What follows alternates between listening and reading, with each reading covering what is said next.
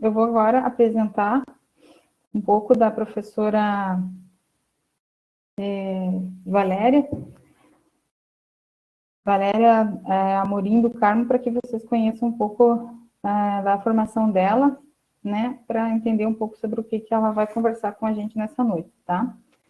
Então, ela tem graduação em mestrado e doutorado em Geografia pela Universidade Federal de Minas Gerais, foi professora do Departamento de Geografia do Instituto de Geografia até agosto de 2019, quando se aposentou. Atualmente é pesquisadora do Núcleo de Pesquisa em Geografia Humanista, onde atua na linha de pesquisa de geografia com arte, principalmente com a fotografia na perspectiva da fenomenologia e da geografia humanista cultural.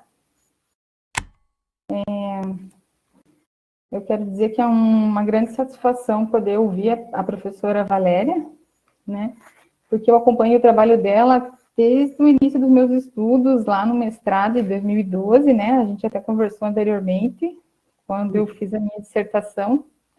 Até esqueci de me apresentar, né, meu nome é Andressa, acho que eu fiquei um pouco nervosa, porque até é a primeira vez que eu participo de algum evento assim, dessa maneira online, né, a gente é muito acostumado a estar trabalhando de forma presencial, mas o meu nome é Andressa Querix Tavares, desculpa, professora, e professores pela falta da ordem que tinha sido combinada, mas é que é o calor aqui da emoção do estar online.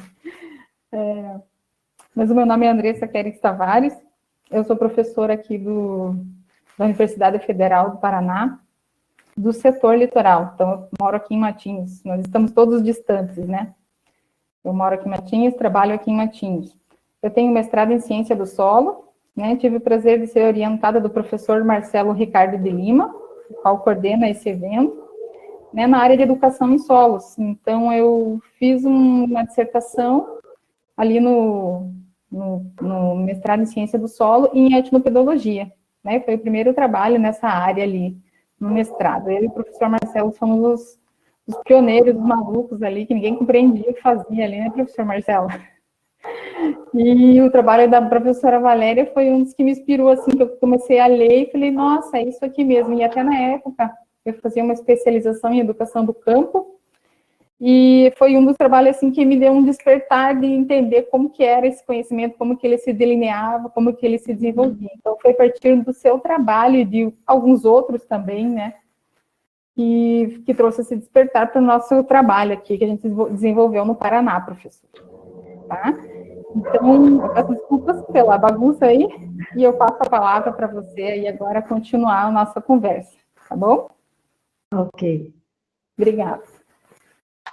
Bom, boa noite. Eu estou tentando aqui, porque da outra vez deu certo e agora não estou conseguindo compartilhar a tela, mas eu vou tentar aqui novamente. Espera aí só um pouquinho. Bom, então vamos começar. Boa noite a todas e todos.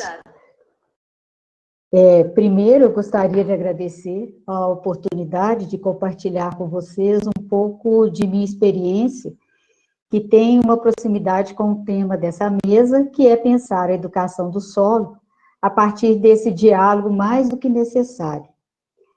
É lamentável, entretanto, que um desses conhecimentos, durante tanto tempo, ficou negligenciado pela ciência moderna, exatamente por ser um conhecimento que nasceu da experiência daqueles que amanham a Terra.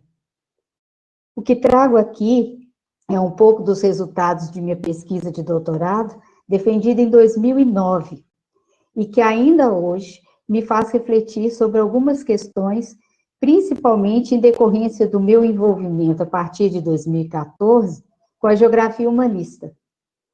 Hoje, eu tenho a clareza que algumas dessas questões estavam certamente para além da pedologia e talvez também para além da etnopedologia, pelo menos dentro do que eu conhecia até aquele momento do universo dessa área que para o geógrafo era pouco conhecido.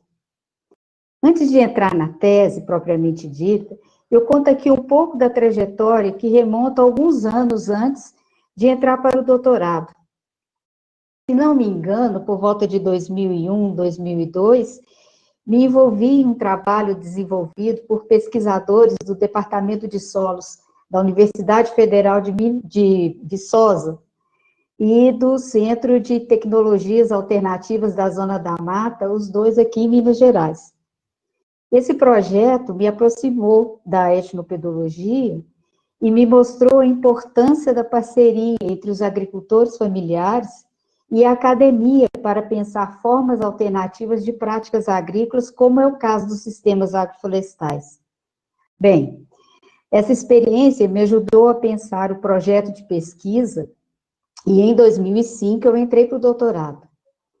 A minha pesquisa procurou mostrar a possibilidade de diálogo entre esses dois conhecimentos, principalmente por se tratar de uma comunidade localizada no entorno de um parque nacional, e naquela época começava a se discutir a necessidade da parceria entre o parque e as comunidades do entorno para pensar a gestão compartilhada desse território, que com certeza extrapola a área do parque. Assim, em 2006, acontece o meu primeiro encontro com a comunidade. Pode passar, por favor, próximo slide. A Galileia está localizada no município de Caparaó, em Minas Gerais, quase na divisa com o Espírito Santo. E, como já disse, está na zona de amortecimento do Parque Nacional do Caparaó, onde fica o Pico da Bandeira. Próximo slide. Na época, viviam na comunidade cerca de 60 famílias que dependiam basicamente do cultivo do café. Próximo.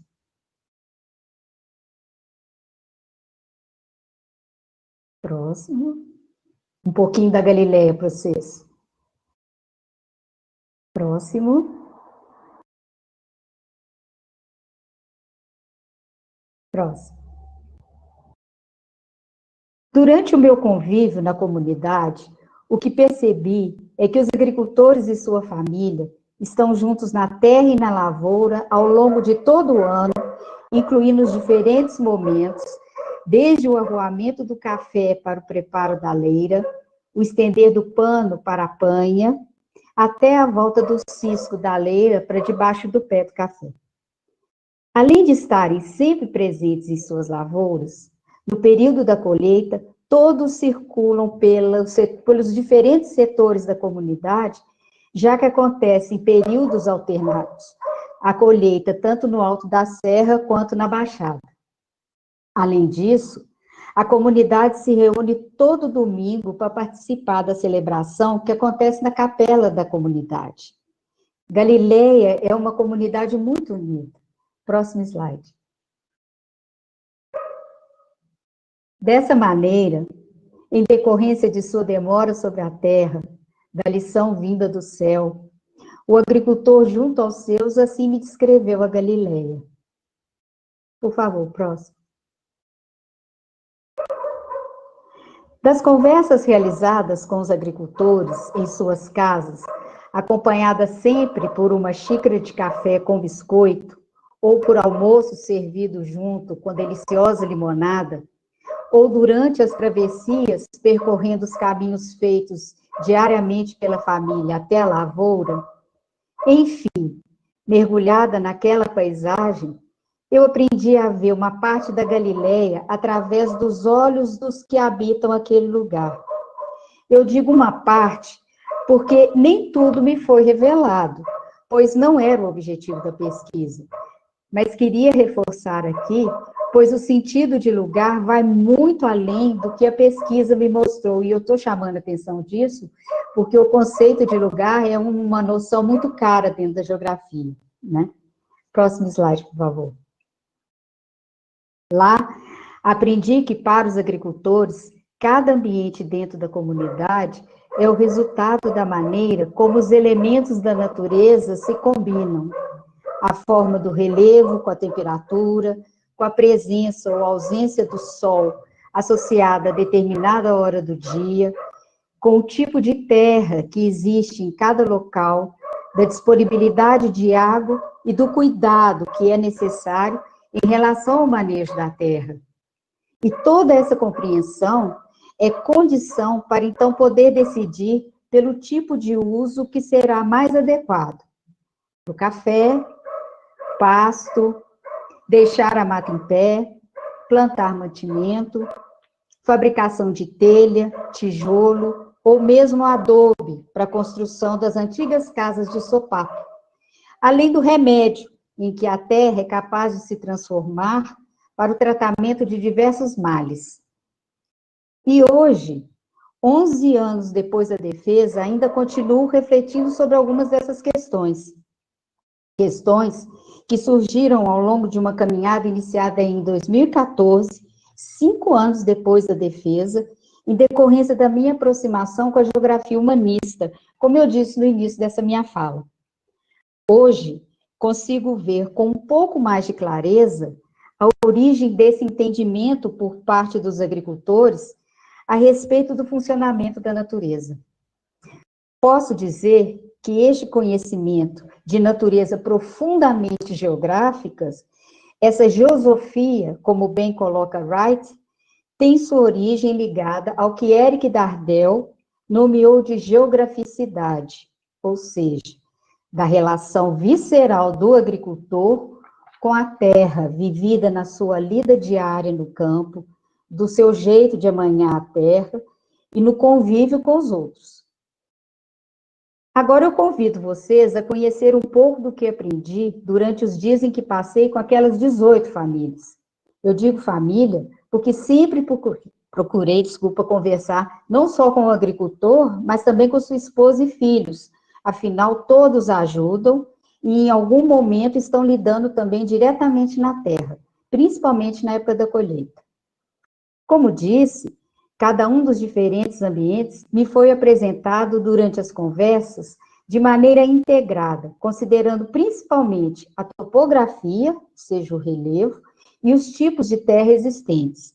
Próximo slide. Mas eu faço aqui um parêntese para dizer que, além de todo o levantamento feito com os agricultores a respeito do que já mencionei, tive a preocupação de fazer a identificação dos tipos de solo da comunidade através dos procedimentos convencionais dos estudos técnicos, como descrição de perfil, coleta e análise de laboratório, além de fazer o estudo da aptidão agrícola segundo o sistema FAO brasileiro. Tais procedimentos não são uma exigência nos estudos etnopedológicos, mas no meu caso, enquanto geógrafa, com uma formação na década de 80, bastante deficiente em pedologia, eles me ajudaram sobremaneira a entender melhor sobre os solos, seus ambientes de formação, suas características e possibilidades de manejo. Próximo. Mas é importante e necessário que se diga que, enquanto estava com os agricultores, fiz a opção de colocar o levantamento técnico em suspensão para que o conhecimento adquirido através da minha experiência enquanto estive na Galileia não interferisse no que eles estavam me apresentando. A riqueza de informação adquirida ao longo das conversas e das travessias em relação à comunidade foi muito grande. E para que nada fosse perdido, precisei organizá-las desde o início. Por favor, próximo.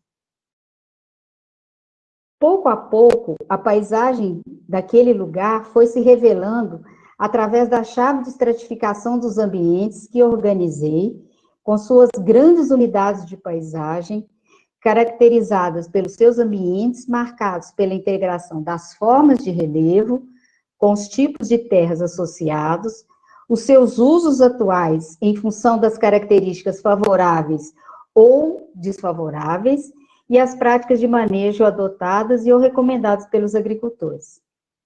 Até aquele momento, Galileia se revelava para mim como um enorme quebra-cabeça, cujas peças comecei a manusear à medida que conseguia organizar todas aquelas informações dentro deste quadro.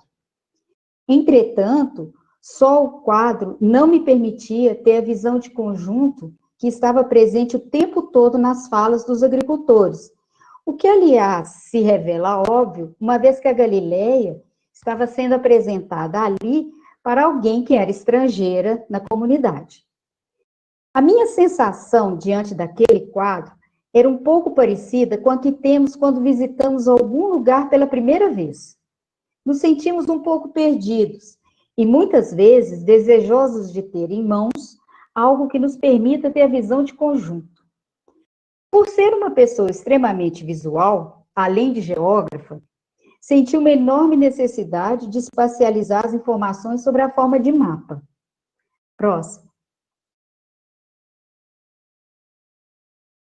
Mas não um mapa tradicional como os produzidos pela cartografia, onde a precisão constitui muitas vezes um imperativo.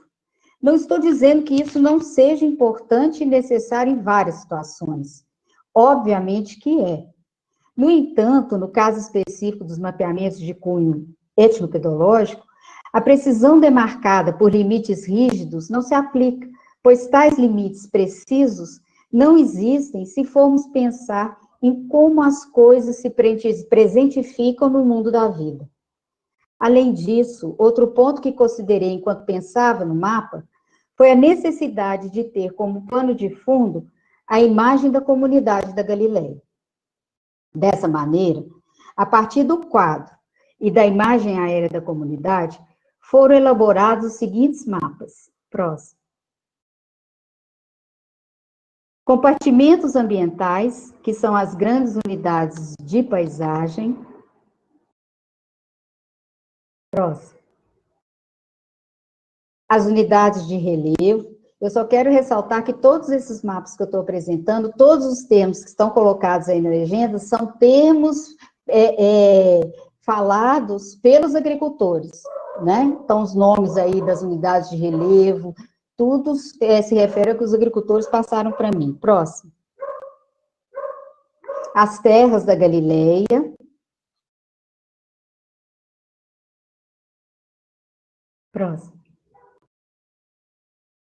A aptidão agrícola das terras da Galileia, segundo os agricultores. Próximo. E, finalmente, a estratificação dos ambientes.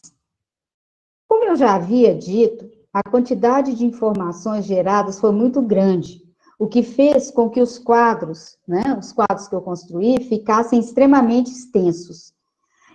Por isso, apresentá-los aqui demandaria um tempo maior, e também acho que não é o caso, pois eles estão na tese, se alguém tiver interesse. O que fiz, então, para apresentar aqui para vocês, foi uma escolha para trazer alguns resultados em relação aos diferentes ambientes encontrados em uma das 4 grandes unidades de paisagem, dando destaque para os tipos de terra encontradas e a seus usos associados, obviamente, do ponto de vista do agricultor. Eis, então, um pouco dessa paisagem-lugar chamada de Galileia. Próximo. Quanto às grandes unidades de paisagem, foram identificadas pelos agricultores: a Serra, a Baixada da Serra, as terras arenosas e a Baixada do Rio. Como já mencionei, cada uma dessas grandes unidades contém ambientes resultantes da combinação de unidades de relevo com diferentes tipos de terra encontrados na Galileia. Próximo. No total, só para sintetizar, foram encontrados 28 ambientes diferentes dentro da comunidade. Eu vou apresentar aqui um pouco dos ambientes descritos pelos agricultores para a grande unidade de paisagem que foi chamada de terras arenosas. Próximo. Que é essa que está nessa região, numa margem do rio Caparaó, e um pedacinho aqui no outro lado do rio. Próximo. Ao sul da comunidade, adentramos no ambiente das terras arenosas, que se estende por toda a margem direita do rio Caparaó e parte da margem esquerda desse rio. Próximo. Caracterizado por uma topografia predominantemente morrada, ali estão. Próximo. Morro com terra arenosa, morro com areia preta, morro com terra poenta, encosta com terra massapé arenosa, encosta com terra massapé vermelha canjiquenta, encosta com terra de moledo, encosta com areia preta, grota com terra arenosa e grota com terra roxa. Baixada com terra massapé barrenta e baixada com terra massapé arenosa. Próximo. No ambiente das terras arenosas, predominam, segundo os agricultores, areia preta, terra arenosa, terra de moledo, terra roxa, né, que é localizada na margem esquerda do rio Caparaó. Na outra margem, são comuns também a terra massapé arenosa, a terra massapé vermelha canjiquenta, a terra massapé barrenta. O uso predominante é a pastagem, por se tratar das terras mais fracas e arenosas da comunidade. Próximo. Pode passar o próximo, por favor?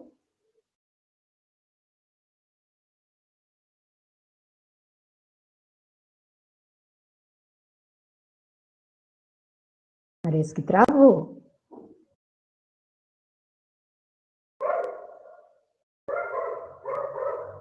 Pode passar o próximo slide? Bom, eu vou continuando aqui. Muitas dessas... travou a apresentação. Muitas dessas áreas já foram mineradas no passado, principalmente para extração do caulim, do feldspato e da mica. O que eu vou apresentar agora são as falas dos agricultores ao me contarem sobre as terras dessa grande unidade. Na porção oeste da comunidade, ou seja, na margem direita do Caparaó, estão os solos mais pobres e também os mais arenosos. É uma terra mais seca, terra de mineração. Se limpar a terra, capinar vai dar muita erosão. É uma terra macia, mas não é fértil. Não produz café e quando produz é pouco, porque a terra é arenosa e dá muito trabalho tratar a lavoura. Em alguns pontos, ocorre o moledo e a terra mais arenosa por cima. Já a terra vermelha canjiquenta é uma terra fértil, mas precisa de um pouco mais de trato. É canjica grossa e quebra quando está solta. É dura na seca e difícil de bater enxada. Tem pouca umidade e não tem liga. Será que a gente consegue passar agora o próximo slide? Aí. Deixa eu ver aqui, só para ver se está na sequência. Pode passar mais um, por favor. Isso, obrigada. A encosta com terra de moledo não é uma terra boa para lavoura branca nem mantimento. Normalmente, pensa-se que o moledo não é terra boa, mas basta uma chuva para o mato rebrotar e ficar verde. Quanto mais ela fica seca, mais ela desmorona, porque ela não é uma terra compactada como é a terra massapé, por exemplo. Terra de moledo é difícil de trabalhar. Não se pode capinar e sim roçar o mato, porque senão a terra desce toda com a chuva. Essa terra parece areia, mas não é. A terra roxa é uma terra muito fértil, boa para roça branca e lavoura de café. No terreno do Elias, a terra é uma terra com liga, boa para o café e para qualquer tipo de cultura. A 1 palmo, mais ou menos, de profundidade, já se chega na parte úmida da terra. A terra de propriedade do Elias é a mais fértil nessa região. É fértil até na parte mais alta do morro. São boas para o feijão e milho. Algumas espécies vegetais encontradas nesses ambientes foram também identificadas, foram utilizadas pelos agricultores como indicativo de terra fértil. Então, a fala deles. Mamona perto da lavoura indica terra fértil. Serralha, cordão de frade, açapeixe, alecrim própria para avicultura e lavoura de lavoura branca e mantimento. A primeira camada é composta por matéria orgânica. Mais profundo ainda está o moledo misturado com a terra roxa. A terra roxa com moledo só ocorre no vale. Não é uma terra nem arenosa, nem argilosa, mas sua característica principal é ser também composta de moledo. É mais argilosa do que a outra, a terra roxa, e dá um barro amarelo. Quanto mais se cava, mais amarela a terra fica, até chegar no moledo. Depois do moledo, há uma camada de saibro com cristal, terra fértil. Na época da chuva, essa terra vira barro e segura muita água. A água chega a minar na estrada. Quanto mais próximo do curso d'água, mais amarela fica a terra. O fato dessa terra ser barrenta também tem a ver com a sua proximidade com o curso d'água. Próximo slide, por favor. A pesquisa mostrou como um de seus resultados mais significativos, a possibilidade de diálogo entre esses dois saberes, o conhecimento técnico da pedologia e o conhecimento dos agricultores, edificado na sua relação com a terra. Os resultados alcançados pela pesquisa de doutorado mostraram que, com conhecimento construído, principalmente a partir de sua experiência, o agricultor chega a resultados bem semelhantes, com os agricultores, né? Foi possível chegar a resultados bem semelhantes aos obtidos nos levantamentos técnicos, com uma riqueza de detalhes, inclusive superior aos estudos convencionais, que para chegar no mesmo nível de detalhe, demandam um investimento bem maior, não só de tempo, mas também de recursos, principalmente financeiros. Um exemplo disso foi a comparação do levantamento de solo feito pelos agricultores e o levantamento convencional dos solos. Próximo. Quando olhamos os dois mapas, podemos perceber uma semelhança em termos gerais, mas com uma riqueza de detalhes maior trazida pelos agricultores. Aqui nessa coluna, né, está a legenda das terras levantadas pelos agricultores, identificada por eles, né, para mim, pelos agricultores, e aqui o que eu levantei a partir do levantamento convencional. Próximo slide, por favor. E ao me mostrar e falar das terras da Galileia, os agricultores utilizaram características que guardam muita semelhança com os critérios utilizados nos levantamentos pedológicos, tais como cor, posição na paisagem, textura, estrutura, consistência, pegajosidade, capacidade de retenção de água e permeabilidade. Próximo. Os agricultores, quando me descreviam cada solo, faziam a relação, por exemplo, com seu comportamento nas diferentes épocas do ano, seja na chuva ou na seca, considerando tanto a facilidade para o manejo com enxada, como a facilidade com o manejo com a peneira. Além disso, os levantamentos realizados pelos agricultores resultaram em um material com uma linguagem mais acessível e significativa, justamente por ter respeitado os nomes dos ambientes e dos tipos de terra adotados por eles. Próximo, por favor.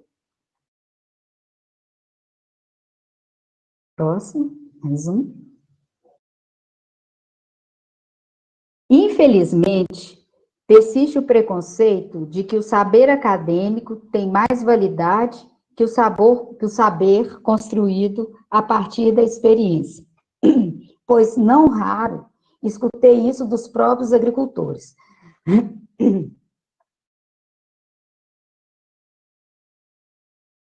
Este preconceito pode levar à perda da identidade cultural através do desprezo ao que é autêntico, como é sua maneira de apresentar o que lhe é próprio através da linguagem. E como a linguagem lhe é autêntica, está presente, permeando e atestando sua geograficidade, ao nomear, por exemplo, os tipos de terra encontrados na Galileia. Poenta, bosta de minhoca, massapé, terra de oca, moledo, terra de serra. A ciência moderna, entorpecida pela busca incansável da verdade, caminhou insistentemente na direção oposta do encontro do homem com o mundo da vida. A sede pela objetividade obscureceu de forma prejudicial a nossa visão, obliterando cada vez mais a maneira como enxergamos muitas vezes o mundo, nos cegando para formas de saber construídos pela relação autêntica com a terra, e aqui terra com letra maiúscula. Mesmo não tendo sido pensado sob esse aspecto, quando a elaboração da pesquisa, hoje a geograficidade de Dardel é desvelada através desse novo olhar. Próximo, por favor. Uma geograficidade que, pela natureza de uma pesquisa que objetiva provocar o diálogo entre esses dois saberes, vem trazer à luz a necessidade de repensarmos a arrogância da ciência moderna e de quão necessário se mostra reconsiderarmos o valor da experiência na construção do conhecimento. Próximo slide. É isso, muito obrigada.